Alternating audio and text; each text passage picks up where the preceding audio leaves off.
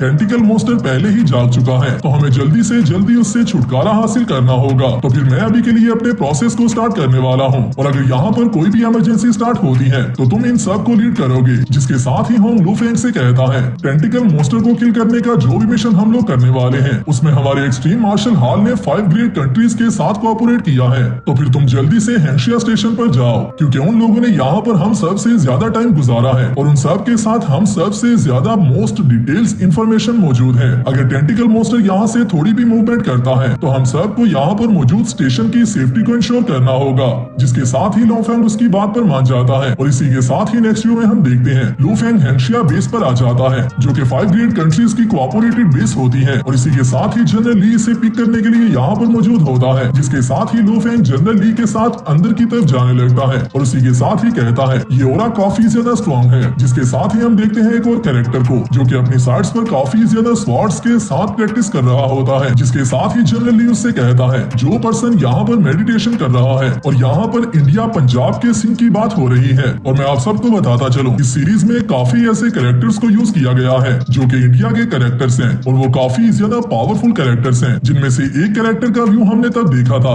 जबकि वक्त लूफेंग पहली मर्तबा अपनी फायर हैमर टीम के साथ यूरोप के किलिंग मिशन पर गया था, और वहाँ पर ली याओ और वल्चर के बेटे के साथ जो 2 वॉर गॉड लेवल के प्रैक्टिशनर मौजूद थे, उनके साथ फाइट करते हुए लूफेंग और इसकी टीम ने 2 इंडियन पर्सन्स को पहले भी रेस्क्यू किया था। और यहाँ पर ये सेकंड कैरेक्टर ऐसा होता है जिसका नाम हमें इंडिया की तरफ से बताया गया है, जो कि काफी ज्यादा अच्छी बात है। और मैं इसके लिए काफी ज्यादा हैप्पी हूँ, क्योंकि चाइना और जापान में काफी ज्यादा ऐसी सीरीज मौजूद है जिनमें इंडियन कैरेक्टर्स का यूज किया जाता है। जिसके साथ ही जनरल ली उससे कहता है, और हमारी दूसरी साइड पर जो इंसान मौजूद है उसका नाम पोलर बियर है, और ये दोनों ही इंडिया के फर्स्ट फाइटर्स हैं जो कि इतने ज्यादा पावरफुल हो पाए हैं। जिसके साथ ही लूफेंग कहता है, हमारा थर्ड एल्डर मू हेंड्रिसन भी यहाँ पर आ चुका है, और उसी के साथ साथ फोर्थ एल्डर ये साइड भी यहाँ पर मौजूद है, मगर ये किस बात के लिए वाटर ऑफ लाइफ को बाय कर रहा है। जिसके साथ ही जनरल ली उससे दोबारा से कहता है, अभी से कुछ दिन पहले ही काफी ज्यादा बड़ी ऑर्गेनाइजेशंस ने अपनी पर्सनल मीटिंग्स यहाँ पर रखी थी, जिनमें काफी ज्यादा लोगों ने टेंटिकल मॉन्स्टर को किल करने के लिए काफी ज्यादा रिसोर्सेज को गैदर किया है। क्या तुम्हें इस बात का पता है कि ये सब हमने क्यों किया है? जिसके साथ ही लूफेंग कहता है, मुझे ऐसा लगता है कि बीस्ट एम्परर काफी ज्यादा पावरफुल है, जिसकी वजह से हमें काफी ज्यादा लॉस हो सकता है।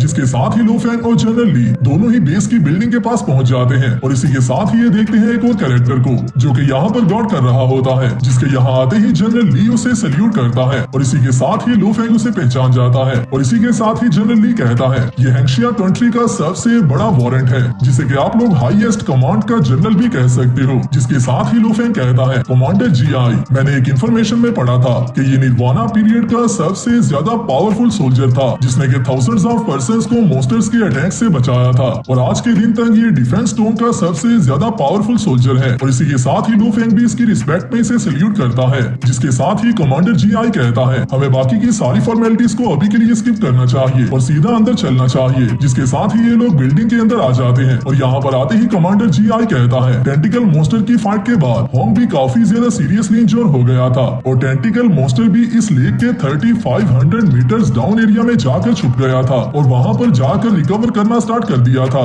मगर कुछ ही देर पहले हमें दोबारा से उसके बायो सिग्नल्स मिलना स्टार्ट हो चुके हैं, और उसके सिग्नल्स काफी ज्यादा तेजी से बढ़ते जा रहे हैं, जिसका मतलब यह है कि वो पहले ही उठ चुका है और फाइट करने के लिए तैयार है। जिसके साथ ही लूफेंग कहता है, क्या स्क्रीन पर मौजूद ये मॉन्स्टर टेंटिकल मॉन्स्टर है? जिस पर कमांडर उसे बताता है, वो भी के लिए हमारी एक्टिव स्टेट में किसी टाइम भी एंटर कर सकता है, जिसका मतलब ये है कि वो मॉन्स्टर किसी टाइम भी उस लेक से बाहर आ सकता है। और हमने उसके आने वाले स्टेप को प्रिडिक्ट करने के लिए डिटेक्टर्स लगा रखे हैं, और हमने उसे किल करने के काफी ज्यादा वेज भी ढूंढ रखे हैं। जिसके साथ ही यहाँ पर मौजूद एक सोल्जर बताता है, टेंटिकल मॉन्स्टर ने लेक से बाहर निकलना स्टार्ट कर दिया है, और उसकी स्पीड को देखकर यही लग रहा है कि वो आने वाले और 5 मिनट्स में लेक से बाहर अपीयर होने वाला है। जिसके साथ ही लूफेंग कहता है, तो क्या वो मॉन्स्टर सरफेस पर अपीयर होने वाला है? और इसी के साथ ही कमांडर कहता है, हमारी सिचुएशन अभी के लिए सबसे ज्यादा डेंजरस डायरेक्शन की तरफ जा रही है। और इसी के साथ ही हम देखते हैं मिस्ट आइलैंड के व्यू पर, जहाँ पर इस मॉन्स्टर की मूवमेंट होना स्टार्ट हो जाती है और इसकी आईज भी ओपन हो जाती हैं। जिसके साथ ही हम वापस आते हैं लूफेंग के व्यू पर, जहाँ पर स्क्रीन पर सिग्नल्स काफी ज्यादा हाई चले जाते हैं। और इसी को देखते ही जनरल ली कहता है, हमारा अभी तक का अलर्ट लेवल क्या है? जिसके साथ ही एक सोल्जर उसे बताता है, अभी तक का हमारा अलर्ट लेवल 1 को अप्रोच कर चुका है।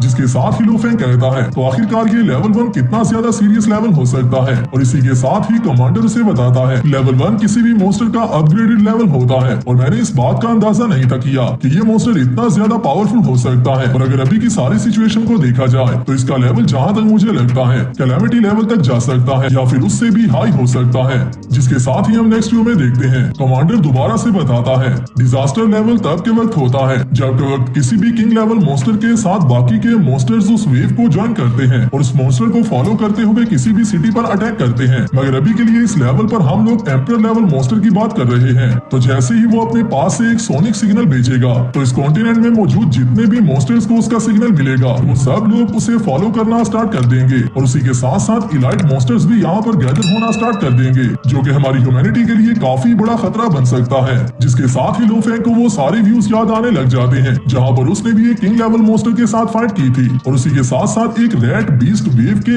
अंदर उसने एक वॉर गॉड को अपनी आंखों के सामने अपना सेक्रीफाइस करते देखा था। जिसके साथ ही कमांडर जनरल ली को दोबारा से ऑर्डर करता है लेजर कैनन्स को जल्दी से प्रिपेयर करो और हम लोग उन्हें लेकर यहाँ से 5 मिनट के बाद निकल रहे हैं और हम लोग सीधा उस लेक पर जा रहे हैं। जिसके साथ ही जनरल ली लेजर कैनन्स को ऑर्डर करना स्टार्ट कर देता है और इसी के साथ ही कमांडर कहता है लेजर कैनन्स को यूज करते हुए हम लोग अपने डैमेज को मिनिमाइज कर सकते हैं और हमें जितना जल्दी हो सके उतना जल्दी उन्हें वहां पर लेकर जाना होगा, वरना उसके बिना हम लोग सिर्फ अपने आप पर ही रिलाई कर सकते हैं। जिसके साथ ही एक सोल्जर कहता है टेंटिकल मॉन्स्टर ने अपनी मूवमेंट को काफी ज्यादा एक्सेलरेट कर दिया है और वो हमारे एस्टिमेटेड टाइम से पहले सरफेस पर अपीयर हो सकता है। जिसके साथ ही कमांडर लू फैंग से कहता है हमें यहाँ से जल्दी से निकलना होगा और इसी के साथ ही हम नेक्स्ट व्यू में दोबारा से मिस्ट आइलैंड को देखते हैं जहाँ पर ली शेन बैठा अपनी प्रैक्टिस कर रहा होता है और इस बैटल से पहले अपने आप को प्रिपेयर कर रहा होता है और इसी के साथ ही होंग यहाँ पर बैठा अपनी वाइन के साथ अपने बॉडी कांटेक्ट को बनाने की कोशिश कर रहा होता है और होंग यहाँ पर काफी ज्यादा पेन में होता है क्योंकि किसी भी वाइन के साथ किसी प्रैक्टिशनर का बॉडी कांटेक्ट काफी ज्यादा पेनफुल होता है। जिसके साथ ही हम दोबारा से देखते हैं जनरल ली को जो कि कहता है हमारे पास टाइम काफी ज्यादा कम है और हमें यहाँ से जल्दी चार्जिंग वेपन नंबर 2 को लेकर जाना होगा और उसे मिस्ट आइलैंड पर इंस्टॉल करना होगा। जिसके साथ ही ये सारे सोल्जर्स अपनी मूवमेंट करना स्टार्ट कर देते हैं और इसी के साथ ही कमांडर और लू फैंग भी यहाँ पर आ जाते हैं और इसी के साथ ही हम देखते हैं